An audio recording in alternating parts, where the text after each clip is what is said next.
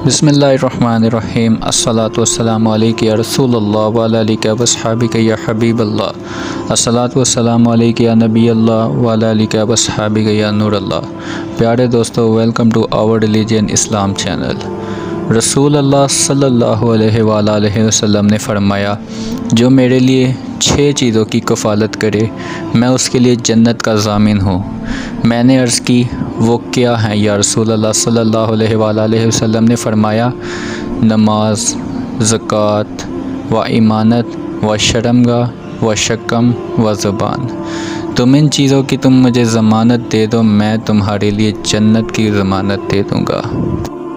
रसूल अल्लाह सल्लल्लाहु अलैहि वसल्लम ने ये भी फरमाया, मेरी उम्मत के तमाम लोगों के गुनाह अल्लाह बख्श देगा सिवाय उन लोगों के जो गुनाह करके लोगों को फ़ख्र से बताएं कि हमने यह गुनाह किया है। सही बुखारी हदीस में है। ये सबसे कम दर्जा का जन्नती कौन होगा? रसूल अल्लाह सल्लल्लाहु अलैहि वसल्लम ने फरमाया, सबसे कम दर्जा का जन्नती वो होगा कि अल्लाह ताला का इसका चेहरा जहन्नम से फेर कर जन्नत की तरफ कर देगा और इसको एक सायादार दरख्त दिखाएगा। उसे देखकर वो आदमी कहेगा, ऐ मेरे रब, मुझे इस दरख्त के करीब कर दे ताकि मैं साए के तले हो जाऊं। इसके बाद मुकम्मल हदीस है जिसमें इस शख्स के जन्नत में दाखिल होने और इसकी आरज़ुओं का तज़किरा है। आखिर में ये अल्फाज हैं, जब इसकी तमाम आरज़ुएँ ख़त्म हो जाएंगी तो अल्लाह ताला फरमाएंगे, तुझे ये सब कुछ और इसका 10 गुना मज़ीद दिया जाता है।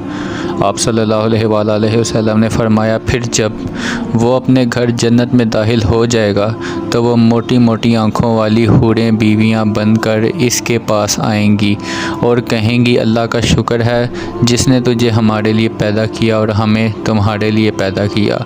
वो शख्स ये सब कुछ देखकर कहेगा, अल्लाह ने किसी को इतना ज़्यादा नहीं दिया जितना मुझको दे दिया। सुबहान अल्लाह। और सबसे आखिर में मैं यही कहूँगा कि रसूल अल्लाह सल्लल्लाहु अलैहि वसल्लम ने फरमाया, जो शख्स वादे का पाबंद नहीं इसका कोई दीन नहीं। और ये भी फरमाया, तेरे गुनाह के लिए ये काफ़ी है, तू हमेशा झगड़ता रहे, हमेशा के लिए लड़ाई झगड़ों में रहे। जज़ाकल्लाह।